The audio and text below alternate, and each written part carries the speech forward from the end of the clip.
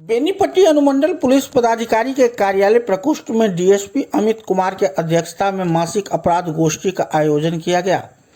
बैठक में उपस्थित एसएचओ को निर्देशित करते हुए डीएसपी ने कहा कि सभी एसएचओ थाना में लंबित कांड के निष्पादन में तेजी लाए।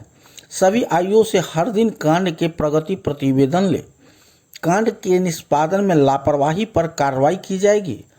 डीएसपी ने सभी एसएचओ को क्षेत्र में सघन गश्ती ससमय करने, लंबित वारंट और कुर्की जब्ती का तामीला करने, गंभीर मामलों में फरार आरोपियों को गिरफ्तार करने और क्षेत्र के असामाजिक तत्वों पर नजर रखने का निर्देश दिया। बैठक के दौरान डीएसपी ने गत माह में प्रतिवेदित कांड की समीक्षा की और अनुसंधान के दृष्टिकोण से कई आवश्यक दिशा निर्देश दिए। बॉर्डर इलाकों के थाना के एसएचओ को क्षेत्र में पैनी नजर रखने और तस्करी पर हर हाल में अंकुश लगाने का निर्देश दिया।